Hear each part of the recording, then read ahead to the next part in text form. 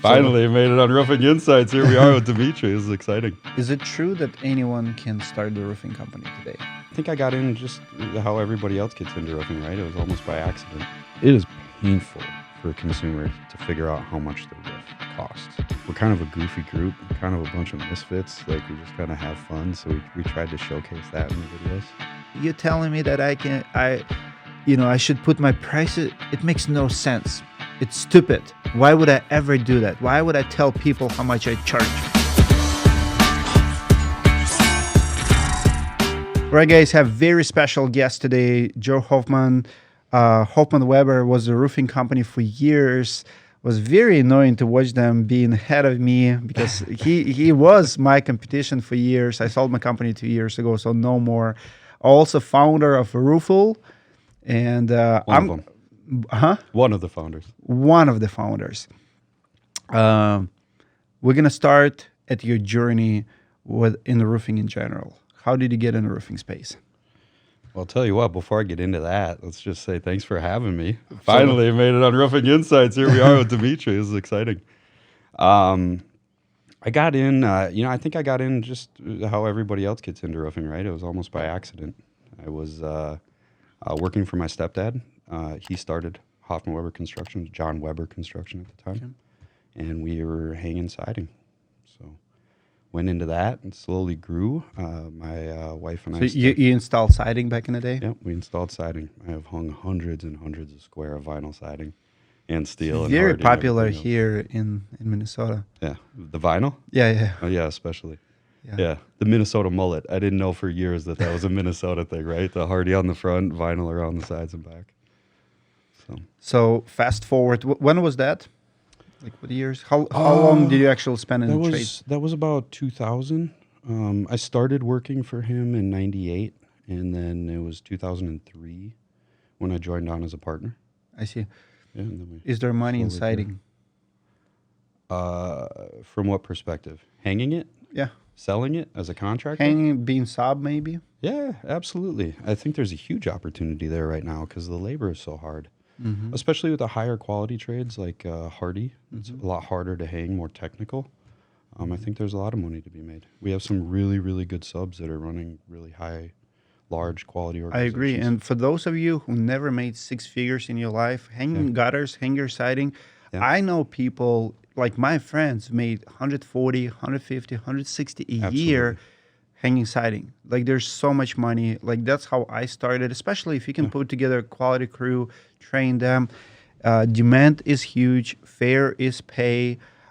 Builders, other companies respect it because it's easy to sell. It's hard to find. Yes, you are and you're also not going to go, like, in the roofing space, I noticed that you need a lot of roofs to go through. It's very competitive, but you do a roof a day. On the siding jobs, you only need like 50 jobs per year, one per week. So absolutely. It's easier to find, demand is higher. Yeah. Why do you think people don't do it? Why don't they hang siding? Mm-hmm. I think it's hard, right? It's not glamorous. It's not glamorous, but I always got a lot of satisfaction out of it. It's really tangible, right? When you're out there actually installing roofs or siding or windows or any of the trades, you get to the end of the day and you have this tangible thing that you accomplished, right? You're physically tired. You just kind of feel good about yourself. Your hands are dirty, and then you go home and shower and kind of feel like $1 million knowing that you did something. You know, I recently interviewed a business owner from Nashville, and he told me he used to be in business. I think they were doing like playgrounds or something. Yeah. And I asked him, why did you get out of it? Yeah. And here's what he told me. He said when he used to do work, he was very happy as a person. Mm-hmm. And then he went essentially to the office. So he started running the company. Yeah. And he's like, now I don't know who I am anymore. Like, my job, my everyday life is, they hate paper pushers, but paper pushers also hate themselves. When all your day is doing, hiring people, dealing with the homeowners, now that part of the business does not bring the satisfaction.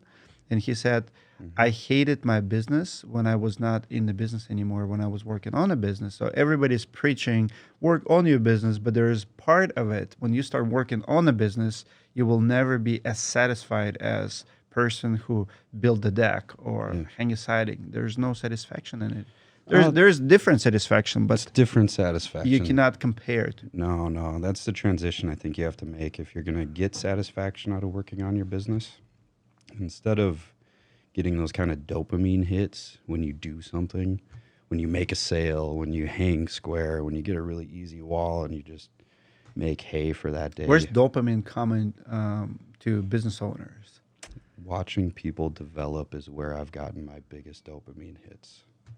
Like really, instead of me accomplishing things, empowering other people to accomplish things. Them Kind of like growing. living vicariously through your people. You know what I mean? You get to celebrate with them, and you get to get excited when one instead of you making a big sale, when one of your salesmen makes a big sale, or instead of you getting that satisfaction over installing a bunch of siding for the day and feeling really good about it, you kind of get that satisfaction through seeing your crews do it and seeing your crews make a bunch of money. And you have to transition over to getting that. And I don't think it's even so much a dopamine hit anymore as just kind of a deeper level of satisfaction you see from watching other people develop, and watching good things happen.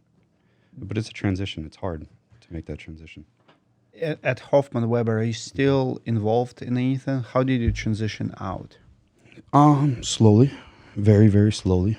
No, I'm not involved in the day-to-day much at all. There's Mike Samples, the president, and he runs that organization very effectively.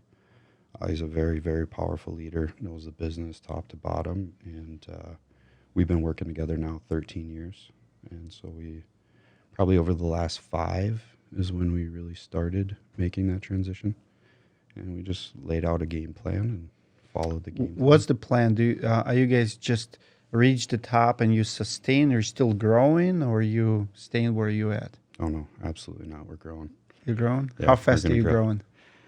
That's yet to be seen. So we at Hoffman Weber, we operate on 3 to 5 year timelines.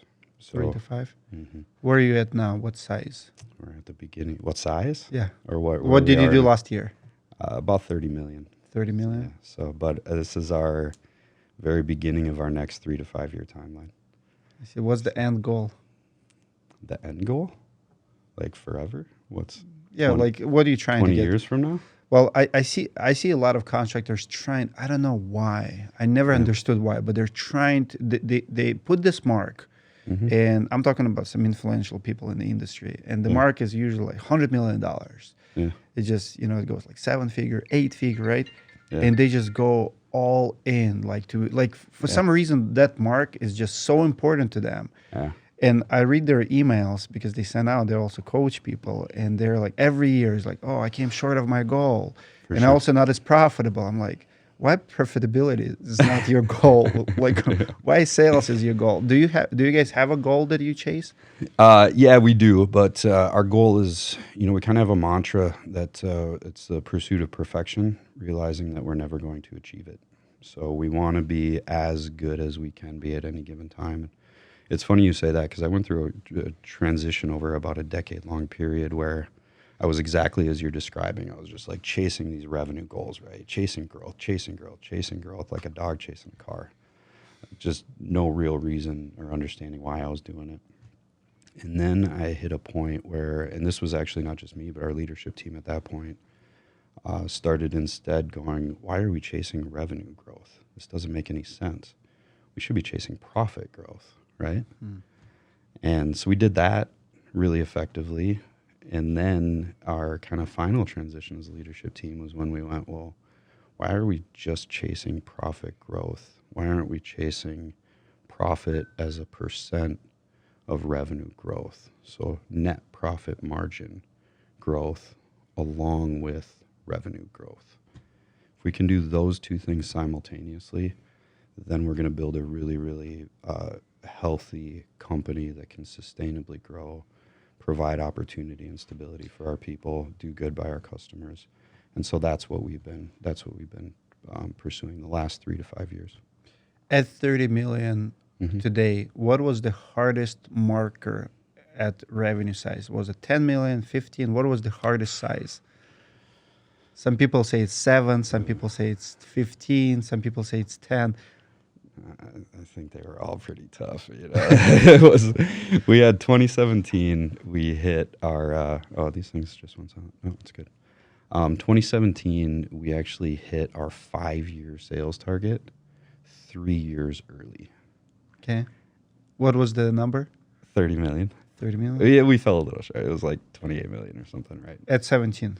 In 2017, yeah, exactly. And it was not pretty. We took care of our customers. All of our projects wound up well. The wheels didn't fall off the bus, but it was vibrating, right? It was not good. A lot of my really key people were overly stressed. I had people, our current VP of production, is a story I've told a lot. Her and her husband decided to hold off on having a baby because she knew how busy we were, and she's like, I can't take time off right now. And it was this really hard hitting moment. So for they me. told you back then that we're not going to have a baby to help the company, or did No, you find she out didn't tell me later? later, she told me later. Yeah. Wow, that's yeah. dedication too. It is dedication. I mean, two But that's not what reactions, right? you want. No, it was like, wow, thank you so much. Now let's make sure nobody ever has to say that again at this company, right? Wow. And so that's kind of where we actually restructured in 2018. We cut the company in half intentionally and then restructured the entire company, all of our processes, and slowly built them up where now we're very confident we can go back into growth mode without anybody having to work 20-hour weekends or anybody having to make family planning decisions based around how busy we are, right? And so that's why now Do you I have can 5-day work week, 6-day work week? we are pretty strictly and militantly results only work environment. Results only. Mm-hmm. So you don't care how many hours people put in? No, we've been optional work from home since 2010.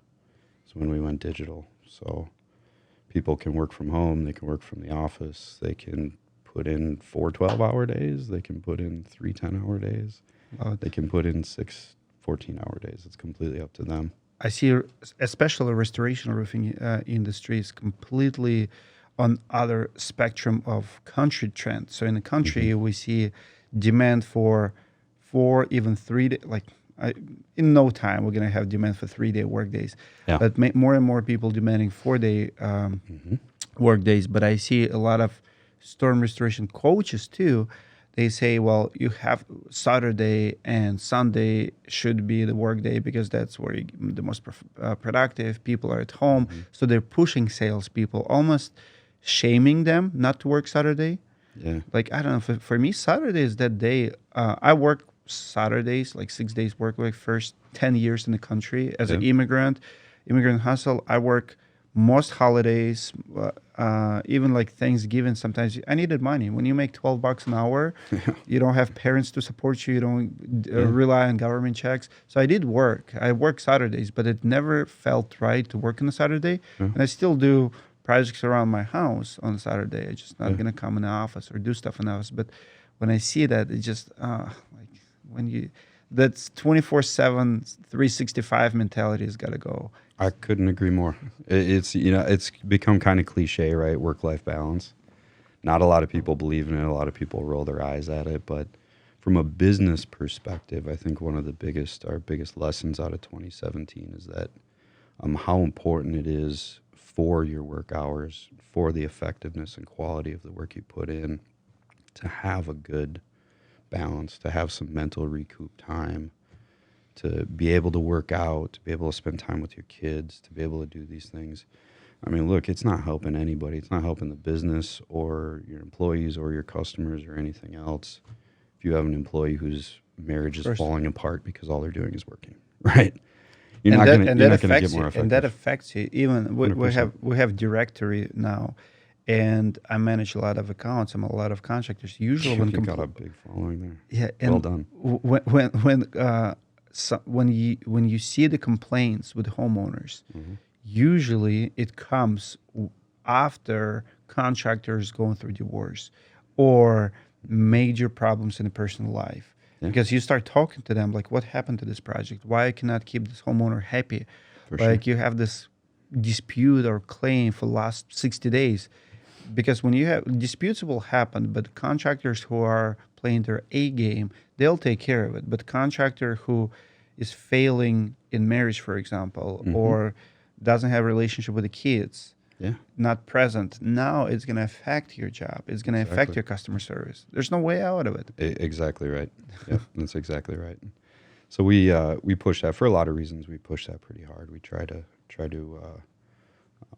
focus in on, it's kind of counterintuitive, but we actually aim to try to give our people more time off and more ability to enjoy as we increase their compensation, right? We try to just kind of take a holistic view around the financial, physical, mental health of our employees. And then that really translates into the customer service. Now, when you do make a mistake and a customer is justifiably upset, that employee's not running around with their hair, crazy, and oh my God, what's going to happen? What are we going to do? They can kind of approach the situation centered and emotionally in control and resolve it. And ultimately, the customer's happier and they get to go home and enjoy life there and come back and enjoy life at work. We got another philosophy. I told you the perfection one, but we got another philosophy that work is work. Sometimes you just got to buckle down and do crap you don't want to do, right? Work is always going to be work. It is what it is. But it doesn't have to suck. And it can be really enjoyable at times. There's times it's going to suck, but there should be times where you actually have fun too. Love it. My next question is about marketing. Hoffman Weber always done pretty good videos. I've seen them. Thank you. Commercials. What's your number one lead gen, and where's the video was coming into the play? I see videos on YouTube. Their ads has like 800,000 views, and you probably were running YouTube ads on them. Yeah. Like, what's your video strategy, and what was the best marketing? Oh man, I would have to defer to our CMO.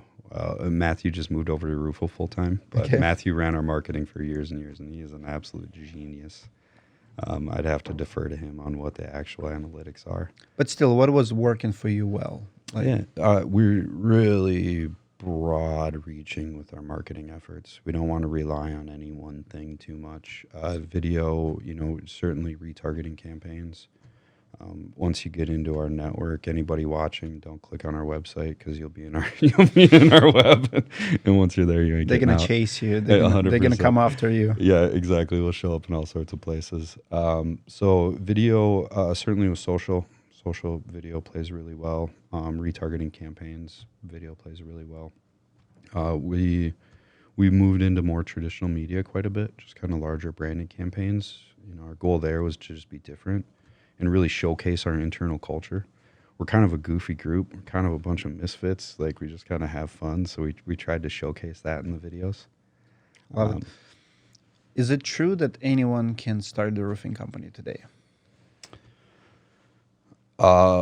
Anyone can. I don't know that Who anybody shouldn't? Should. Who should not start a roofing company? If you do not have a very high stress tolerance, you should not. And my biggest piece of advice to anybody thinking about doing it is learn accounting. It is the most boring thing. It is not sexy. There's very few consultants. There's no, scale it to it. But that is the biggest determining factor that I've seen to my success outside of the people that I've been blessed to work with, is a deep understanding of accounting. And you should know what EBITDA stands for. You should know how to read a statement of cash flows, P&L, balance sheet, how they interact with each other. You should know the difference between accrual and cash accounting. And I think that if that was pushed more in our industry, there would be a lot of pain that would. Let's address it. I'm like, it's music to my ear, because I just this week I've seen a few comments on our YouTube channel where we have this group of startups, and they all share this mentality that bigger players like Hoffman Weber are greedy, not ethical, and this new saver contractors are ethical because they're cheaper. Like, it's actually like real fight in the industry. They go to the homeowners like, Jesus Christ, I'm going to save you from this bad guy who's about to rip you off. And a roof should not cost, in their opinion, as much as we charge. It's fair for them. It's not fair for them what insurance companies are paying. So they're pretty much in their mind, and I want you to explain it. In their mind, if you make $1,000 or $2,000 per project, it's enough money, like for them. Because if you have $20,000 project and you make $1,000 or $2,000, their argument, why do you need to make $10,000 on a $30,000 project?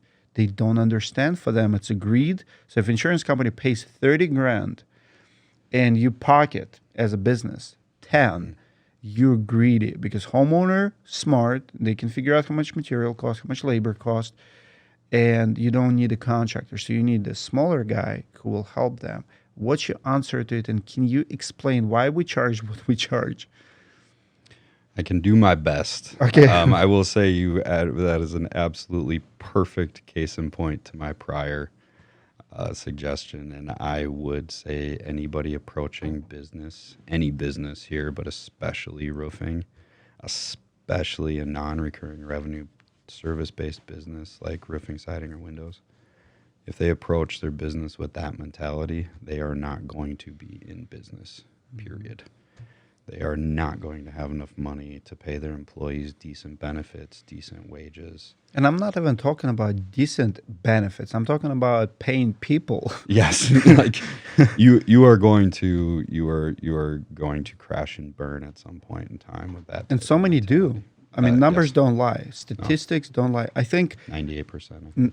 Yeah, it's crazy. I think the business failure in general in the United States in 5 years, like 56%. Yeah. But roofing is 80% in 2 years. And many people don't understand it, but it's accounting. Because on the outside, it looks like we make a lot of money. Yeah. And for those of you who think that insurance companies are paying too much, bless your heart. I mean, if you ever make that statement that Allstate or State Farm or any other company is paying too much and we are greedy, bless your heart. You probably don't know what QuickBooks is. You don't know how to read a P&L. You probably never budget personal finance or business finance in general. So... Yeah, they don't. I mean, there's a handful. Chubb, right? I think everybody gets Chubb really pays. happy when they see Chubb on a claim, because Chubb does come in and pay very fair wages right out of the gate. But no, by and large, they really have no concept. And I mean, it's part of it. I don't hate the insurance carriers for it. They're trying to save money. Of course. They're publicly traded entities. Their executive team is tasked with maximizing shareholder return. That's their job. They're not concerned about Hoffman Weber Construction paying its employees or this homeowner getting a quality job done by a business that's going to be able to honor its warranty. They're trying to maximize profit, return for their shareholders, period. What do you tell a homeowner who's asking how much material cost, or can you do the job if I provide materials and stuff? Yeah. I mean, we're pretty open to different things like that. We take a margin-based approach to just about everything. We look at how complex it is. If a homeowner wanted to try to do that, So you don't have a strict policy, open-minded? No. Yeah, pretty open-minded. I think, and it helps us quite a bit, because most often when a homeowner wants to do that, they think they're going to save a lot more than they really are. And they are underestimating the difficulty of getting materials to a job site. They're not giving credit for the fact that we pay a lot less, and we have these decade-long, 15-year relationships with the distributors. They're not giving credit to, how are you going to get the materials from this point to this point? What materials are you going to need exactly? What are you going to do if the materials fall short? There's all these follow-up questions. So we kind of approach it open-minded, have a discussion. Most of the time, one of two things happens. They either choose somebody else, and that's fine, or they come back and say, hey, why don't you go ahead and get the materials, right?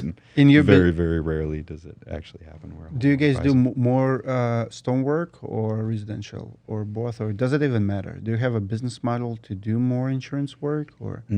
No, so we that's where we were born, right? We were born 2005, or that's how we survived the recession. That's how we grew, is through storm work, traveled the country. Worked every hailstorm in Minnesota, of course. After the last recession ended, we started focusing more on retail. But we didn't forget where we come from. So we focus every year on retail. That's what we do. That's what our budget is based off of. That's where we target. Storm is the bonus. Storm hits, we pivot. Right? It's that easy. Love it. How was Roofle born? Yeah, Roofle was born from the leadership team at Hoffman Weber, right? We kind of went through this whole transition period that I just described. We came back, we scaled it, we got Hoffman Weber to the point that it was really good, and we were really looking forward at the future of our industry and saying, where is this going to go? How is it going to go, and how can we help facilitate that? So and as we progressed, which now we're SaaS, purely SaaS, right? We're selling our software. We don't do any roofs for homeowners at all. But in the beginning, the concept was to do roofs, right? Yeah, the concept, we always planned on doing SaaS. We always planned on making this pivot. We made it a little bit faster than we intended on. So we had a proof of concept period where we were selling directly to homeowners.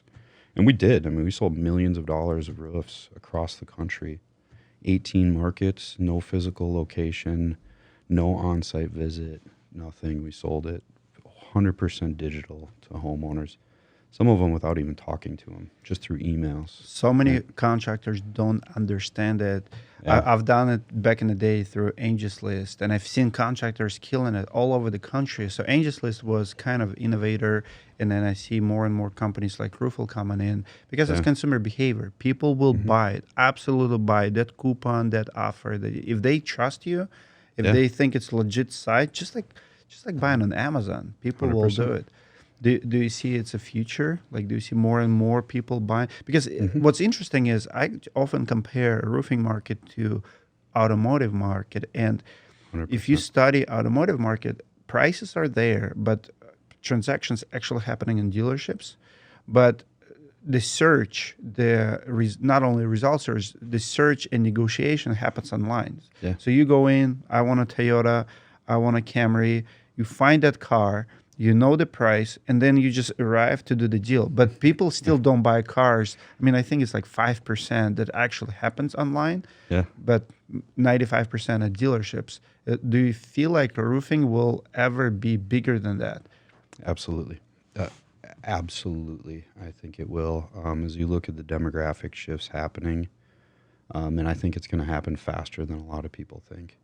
And that was really our motivation for pivoting so hard, so fast to SaaS. So what's the concept today? How do you describe a roofer? If I'm a roofing contractor, what's the offer? What's the value proposition to me?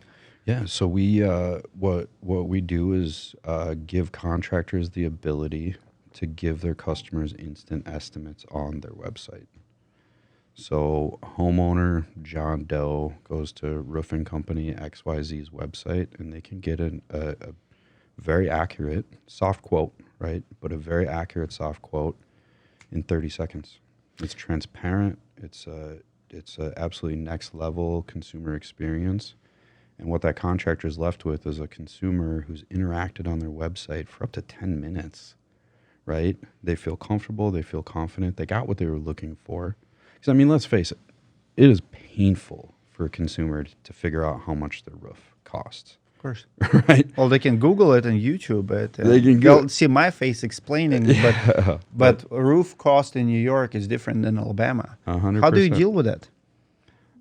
We've got a very complex algorithm that deals so with it's not going to be the same. Like no, it goes completely by different. It doesn't just go by geography, but it goes all the way down to each individual contractor.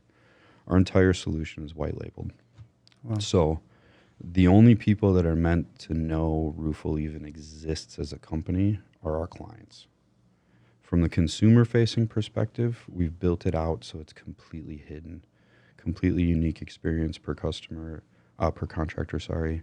Their logos, their colors, their pricing, their specifications, everything is entirely unique to them.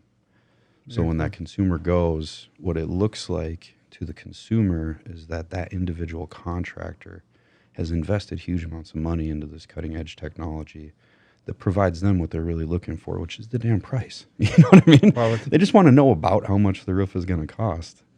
And then the contractor has that customer's contact information. They can then reach out. I mean, let's face it, it's the hottest lead you can get. The customer knows how much the roof was going to cost about. They've interacted with your brand. It was transparent. They had a positive experience. If a salesman can't close that lead, we should probably look at some a different industry, right? Love it. Yeah. So is it aerial image? Like what's behind actual technology? Is it similar to Eagle View? Well, now you're talking secret sauce, but I will answer that no. Okay. It is definitely not similar to Eagle View. We're very, very careful to not cross any of their patents. But Because they will sue you. They have two active pending. They just sued Roofer. Yeah, roofers. And they sued in the hot GF seat. last year. Like they might have been dropped dead, but I just seen the headline that they're suing it. Yeah, roofer just got sued. What's your beef with the Roofer? I've seen it. Like Oh no, we don't. No. Let me clear that up. There's no beef with roofer. well, Absolute ton of respect for those guys. I've seen, and when I say beef, I mean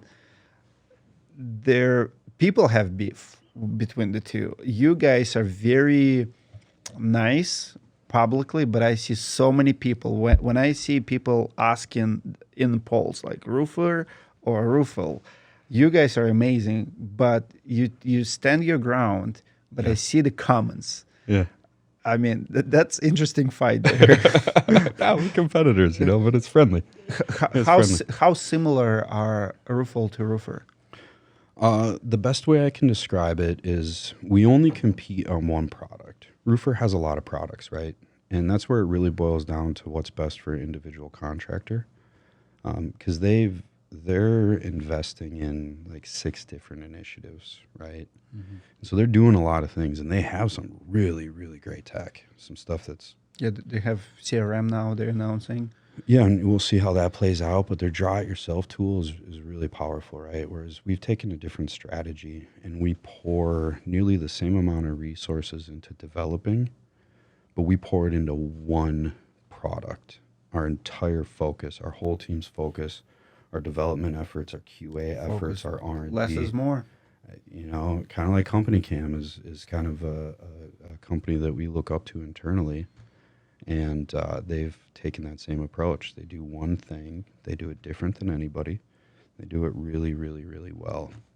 And that's our focus. So differentiators on our one tool, I'd suggest people get a demo because they're too many to really name. But I would say accuracy is probably the biggest one. Accuracy and consumer experience. Our tool provides a significantly better consumer experience, and we are head and shoulders higher on the accuracy. Love it. Where do you see aerial imagery going in the future? Because I see Google keep improving their stuff. Yeah. Do you see Google putting everyone out of business? Because I mean, if you look at Google, for example, it's all free. Like I could measure a roof back in 2015, 16 with a Google mapping tool. Like I could actually go in, figure out a pitch without going there. Like you don't really need aerial measurements or a pitch gauge app. Like there's so many apps, there's so many cheap resources how to measure, and it's getting cheaper and cheaper. But yet we see Eagle View suing everyone. Is it trying to maintain number one position? I won't comment. And on I their like strategies. Eagle View. I think they're like I love their reports, respect their market leader. I just cannot not notice all the legal actions when you have like every year they're suing someone. I mean they'll keep putting businesses out of business, but as a roofer we have more and more choices now. Yeah. And they have really strong patents, right? And they develop some really good tech, and they spent the money to get that tech patented. They have to protect it. They have to protect it, yeah. So I don't hold that against them at all. As far as how effectively they do it and the business strategy behind it, that's beyond. But do you see what do you see in the future is going to happen?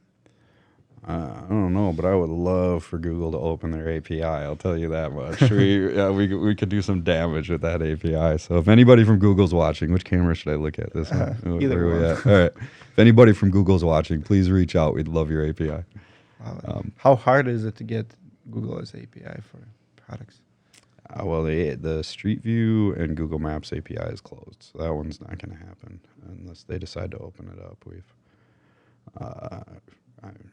As the biggest company in the world. It's not easy to get on their radar, right? So we've tried. I just love the reason I ask about beef. I know you don't have a beef, but No. I notice details, and even SVG, Wind the Storm, I've noticed, Roofer goes on a rant, how empty it is, and Roofle goes on a rant, how, you get what you put in. Oh, I'm like, okay, I see what's happening. I see two competitors going in. One is not happy, another one is happy. And that's cool because that's a healthy competition. yeah. That's very classy, like very smart, good play, I would say. Yeah. If they doing this, like you have to respond in different ways. But I respect that. My Goldenstein is a beast. I love him. He's one of my favorite humans. I feel very blessed to be able to work with him now. How did you get him? He was my favorite JF rap for years. I love Mike. When I saw the announcement, I'm like, who else are they going to get? That was a big win. Congrats. Thank you. Yeah, it was, Mike and I have been friends. We worked together. He was our rep at JF. I see. We became personal friends through that. And so I wanted to work with Mike for probably close to 8 years now. And he knows the space. I mean, he knows the space. He knows a lot of people. He's widely respected and known. And I don't know anybody that doesn't respect him, right? Mm-hmm. Which is hard to say. It's, agree? Yeah, it's not too many people that can make that claim. Okay. Do you see roofers offering prices on their website as a standard in the future? Because today we still have tons of pushback. I'll give you one example. Mm-hmm. SRS invited me to their grand opening in Pennsylvania. Yeah. So come, teach, share, whatever. I'm like, okay. So they put us in a little room. There's like 3 guys in the room. 3 guys, that's it. It was 50, 100 people during the day coming in and out. This one guy sitting.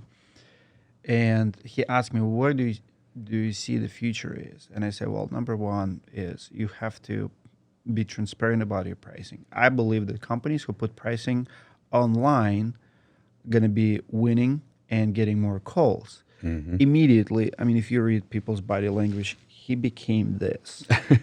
and he got so defensive. He's like, you telling me that I can put, I mean, think about like Pennsylvania, Pittsburgh accent. You're telling me that I should put my prices. It makes no sense. It's stupid. Why would I ever do that? Why would I tell people how much I charge? And he's sitting like, I'm like, shh. Do you want to learn or no? Do you, like you ask a question and you want me to tell you to keep doing what you've been doing for years? How big is your company? How many employees you have? Of course, he has no employees, probably a few subs, typical GC. Do you see it's changing? Do you see the pricing being a standard? We do, and that was the reason that we pivoted so hard and fast, is to give contractors a leg up and access to this technology, because we very firmly believe it is going to happen. And we saw if we didn't give contractors access to this technology, the only people that were going to have it, or the only companies that were going to have it, were the ones that could sink $5-10 million into developing it for themselves. The Angies, the Home Depots, the large corporate-backed groups that are out there, like they're the only ones that were going to have it, and they would take over. So that's why we wanted to come out with a very affordable pricing, basically the lowest that we could responsibly charge, and make it available to anybody, make it dead simple, because yes, it's going to happen. And the question that I'd ask for anybody that doubts it is, back to your car analogy, right? I actually heard you say that, and I stole it from you. Okay. I think I give you credit whenever possible, but I stole it from you. If you look at cars, say you're searching for a F-150 with under 50,000 miles on it, right? 2 years old, 2020, loaded, limited F-150 with under 50,000 miles. You search, you pull up 50 of those that are for sale, right? 45 of them say the price. 5 of them say call for price. Nobody's going to call. Nobody's going to call. There might be, some people call, right? But not very many. That car's sitting there on the lot for a long time. And I see the exact same thing happening in roofing.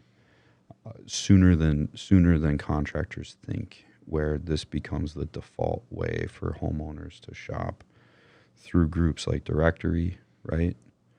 And different options and different listing different sites. marketplaces essentially, but it's still Different- going to be on the price. I mean, It's gonna you be can on go pricing. to Amazon or eBay, but price will determine where you shop. I mean, you go, if I'm shopping for furniture or whatever, I might go to Costco.com, IKEA.com, but you have to see the price. People just don't like or appreciate price shopping anymore. No. What's your argument, though, on that if we go that route, it's a race to the bottom because we're going to be only competing on price. Is it true or false? And what's your answer to that? I mean, I wish I knew the answer, because if it was going to be a race to the bottom, we would probably look at some different models, right? Like, I'm not personally interested in creating a race to the bottom in our industry. I love this industry. I grew up in a trailer park, right? And now I'm a very successful man because of what this industry's allowed.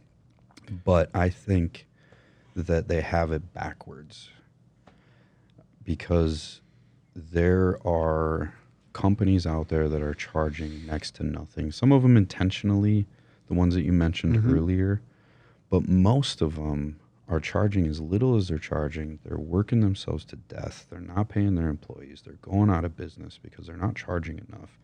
They're not honoring warranties. They wind up accidentally taking customer deposits because their accounting is basically how much money is in their checking account. And the bottom line is they're just not charging enough. And a lot of those companies don't know how much they should be charging. Well, if Hoffman Weber Construction and a lot of the other groups are transparent with what we're charging, which if anybody thinks we're greedy, I welcome them to come look at our financial statement. All right, our net profit is not greedy by anybody's stretch as a percentage of revenue. It's not greedy. So we're charging the right price. I'm very confident in that. Why don't I want to share that with my competitors, many of whom are not charging enough to stay in business, right? Now we start factoring in financing. Our 2.0 is coming out. It's got baked in, fully integrated financing options where homeowners are going to be easily be able to get pre-approved for a loan, right? Now that financing is out there, more contractors can see that. We see this as a rising tide raises all ships. I don't think it's going to create a race to the bottom because, frankly, Hoffman Weber Construction can't lower its prices. We're charging what we need to charge. Of course. Well, you gave me credit for auto before, and the auto industry is #1 industry to study. If you guys struggle with a business model, whatever, auto industry have more data than any other industry. Why? Because they register every single car with the government. Yep. Every sale, you can go to and I love watching CNBC, and I read a lot of marketing books. So the content that I consume is why Prius failed sales in the United States, why Volkswagen certain model did not think, because there's a luxury market, there's a Hyundais and Kias. Like, if you study that, you will learn so many business lessons. And I think roofing industry is very similar. Think about what have happened in the past 5 years in the auto industry. How much F-150 used to be 5 years ago? What is it today? So they put prices online. Everybody knows everything, and yet everyone raised prices, every single one of them. Ford, Chevy, and the rest of the trucks, top 3, Dodge. You guys can create all memes you want that, Ford is better than Dodge. We know the Dodge is the winner, but they always gonna be head to head on the price level. They're always gonna mimic each other, but there's a Teslas and lessons from there. There's so many little lessons. So I don't think it's race to the bottom. No. When you put a price there, it screams confidence to me that you know what you're doing.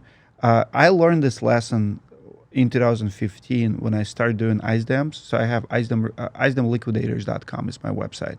It's the first website where I put all my pricing.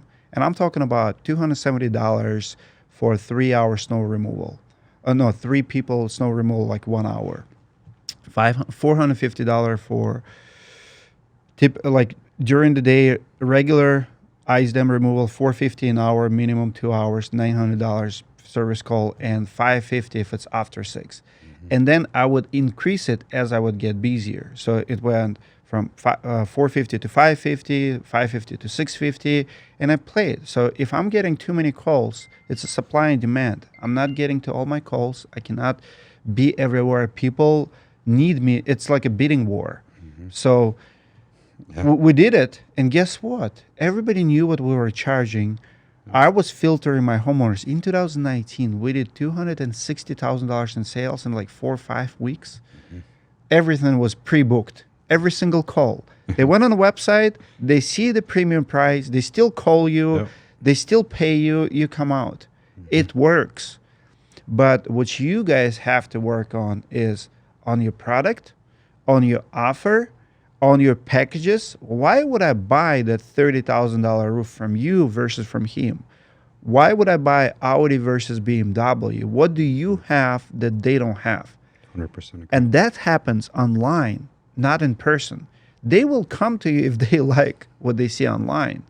Yep. When I shop for furniture, when I shop for cars, I shop online. You know what's funny? Here in Minneapolis, I drive Tesla now. We have, I think, 4 dealers. We have one in Rogers, one, like, they're all conveniently located to me personally. I'm in Champlin, so they're all within 30 minutes. Yeah. But guess what? When I need a service or when I need to go, I actually shop between 4 dealers. I'm like, who has the nicer shop? Yeah. They're not the same for me. I've been at all of them, Yeah. and I'm like, I don't like driving to St. Paul right now. I'll go to Yep. Rogers instead. And you guys can do the same. Just because you all sell GF shingles, well, good luck with being different with that. You have to invent something else on top of it. And putting price on, I think, could be one of the things. Now, what do? You mentioned that you white labeling your service to them. Let's say you work with a contractor in Dallas, Texas. Let's say you have 10 contractors. Let's say they all sell GF shingles. Let's say they're all homeowner shopping between the same homeowner, the same address, the same product.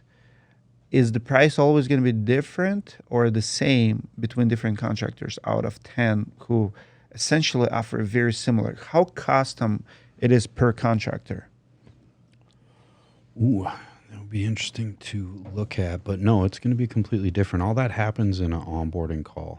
So to one of our core values is profoundly simple. We want to keep this profoundly simple for contractor, profoundly simple for the consumer on that contractor's website. And we set up a 1-hour onboarding call. And during that onboarding call, we usually get it done in about 45 minutes. We set up everything, their financing, their pricing, what they're charging, what they increase, the products they're offering, the labels that they use all the way down to good, better, best, highest warranty, middle warranty, like whatever they want to do, like what's included, if tear off is included, if tear off is extra, if there's extra charges for steep, if there's extra charges for high, if there's extra charges for additional layers that are hidden, skylights. So it will be custom per contract. It is custom. And there, when you really start boiling down the colors, the logos, the pricing, all those other variables I talked about, the videos, they can add their own videos to it. I have a hard time imagining there's going to be very many in the same market that are identical. I think they're all going to be pretty different. Wow. So if 2 contractors happen to have the exact same price, then yes, it would come out the same for that consumer. But then I mean, in the car market too, that Ford F-150 will be almost to the dollar sometimes, so a couple $100, similar. Yep, exactly. But then even some contractors may include certain things. Other contractors may charge extra, disclude those from the price. So I think there's going to be a lot of difference. But you hit right on it. And I would add one piece as well as the marketing. Contractors are going to have to brand themselves. They're going to have to find a way to take their internal culture, which is right now expressed face-to-face with a salesman to a consumer, and communicate that online. They're going to have to let consumers know who they are as a company. Get to know them before they get to know them. Exactly. my next question is about price increases in the roofing industry. So I see a lot of pushback from consumers. I mean, back in the day, people hated that cars went up, right? Yeah. People stopped buying cars. I mean, even in pandemic, the cars went crazy. I remember seeing, minivans double, triple. Do you see the trend continues that asphalt roofs, going to keep rising in price? Because homeowners are pushing hard. I see more comments than ever that homeowner, like typical comment would be, I replaced my roof in 2017 and I paid 10 grand and I just got a quote 20 grand. Screw you roofers, you screwing me, and this is greed, and you guys, they don't understand what we're dealing with. But how do you see it, like when do you see it's going to stop, and what will make it stop? Well, I think a lot of the really rapid price increases we saw over the last couple of years have really slowed down, right? They rose interest rates, had the intended but they effect. never go down. No, they never go down. That's well, I remember this. You remember back in 2006? Well, the materials did the same thing in 2006. They went from, you remember, you like used to be able to 50 get a bundle for like $10 to $12 on a 3-tab. And it was double or triple. But it went, so the oil went to $140 per barrel. So everything jump up, but it never came down. And they never came down.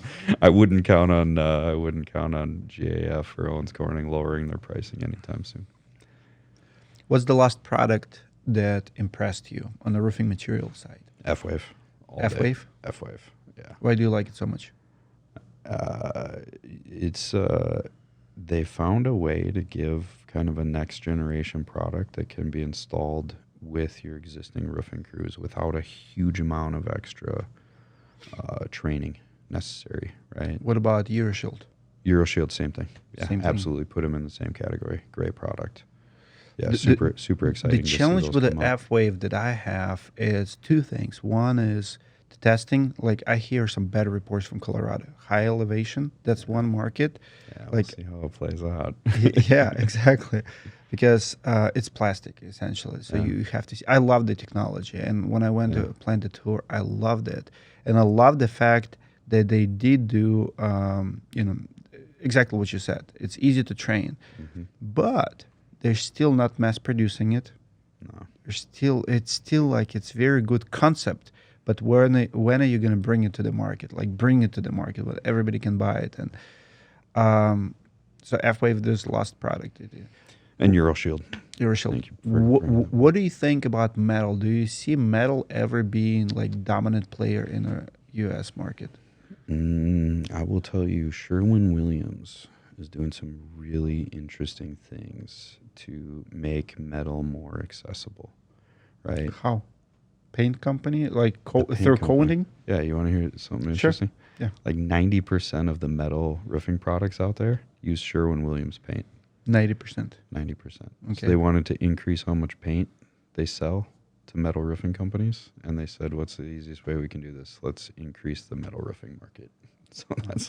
So that's what they're doing, and they're doing it really effectively. The guy in charge of it, Mark, is a very brilliant guy, and I wouldn't bet against him being successful. The biggest problem with metal roofing, right, is the labor. Qualified installers that know how to do it and will come in at a price point that makes sense for a homeowner. Do you like standing seams or just the panels? I personally, standing seems the best, but that gets even harder, right? Yeah. So It's harder than even siding. for sure, 100%. So you have to be careful. And I like metal, and I see the metal keep gaining market share over the years. And I think with the increase of asphalt, now they're closer than ever. I mean, metal also went up, but not proportionally to others. Yep, I agree. What do you think about Atco right here in Minneapolis? Install a lot of Atcos? I love Edco. Steel siding, that's what's on my house, is Edco steel siding, yeah, but that was a pretty tough one because steel siding got so expensive. Yes. I mean, now it costs more than Hardy in a lot of cases, right? Certain houses, so that it gets pretty hard as you're trying to provide value to your customers and you're trying to recommend the best product. It can be difficult to say steel siding is equal to Hardy. right? I think it is. Me personally, one for the other, I'd choose steel over Hardy even at the same price. But that's a subjective thing that not every homeowner is going to make that same call. Sure. A lot of people like the looks of Hardy better, and if they're so the determining factor there was, well, steel was always a little bit cheaper. It's kind of that midpoint between vinyl and hardboard, whereas now Not anymore. it's not anymore. So it's I hope the best. Well, for I definitely would stay away from aluminum siding. yeah, I think that one's gone the way of the dodo. But Do they that one's still gone. sell it? Is it still a big player anywhere? Like I know it used to be here in Aluminum? Minneapolis. Aluminum was big, but I don't know. I don't know. Do they push it? I don't really think so. I haven't. We haven't sold it in years. If it is, Sure. Aluminum Sure. gutters, yes, but not aluminum. yeah, no, soffit and fascia, of course.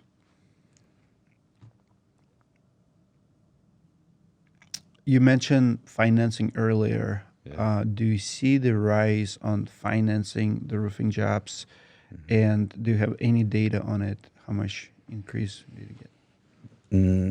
I don't have value. We don't have valuable data on it. What we have is our experience in the industry and being able to watch trends. Especially, we just got done talking about price increases. Roofs are way more expensive. Not a lot of homeowners can afford a $25,000 roof out of pocket, right? Just statistically, it's a ton of money. Not a lot of people have that sitting in a savings account to just stroke a check for. Sure. But they can afford $250 a month, right? That's something they can afford. And if they need a roof, because the roof is old and it's leaking, or they're selling their house, or for whatever reason this person needs a roof, I think it's our duty to give them an option where they can actually afford, which is $250 a month. I think our industry as a whole is way behind the curve on adopting financing. Mm-hmm. Why do you think is that? I don't know. I'm not sure. I couldn't guess. I think it's mentality of roofers, because if you look at the auto industry, it's all run by financial office, like sales happening in the finance department. You come and buy a used car, and they're like, oh nope, it makes better sense to buy brand new, and they'll sell you. But it's finance offices in the roofing industry, and contractors in general. They're small-minded. They don't think big, and they don't push. It's a training curve. Nobody's willing to learn how to sell a finance. Like it's easier to send a quote for the price, even being the cheapest price, than to learn how to selling finance. Like I'm a big fan of Rodney Webb, and I remember seeing the training of Rodney Webb, how he've done it. I mean, that's an art. Like Rodney Webb is the best of selling finance. Like and I love seeing it, but I'm like, 5% of people who've seen it will train and actually will do it. People just not willing to do it, because you have to learn so many steps. It's easier to email and give. I mean, come on, we're dealing with, do I need a presentation, or can I just email them a quote?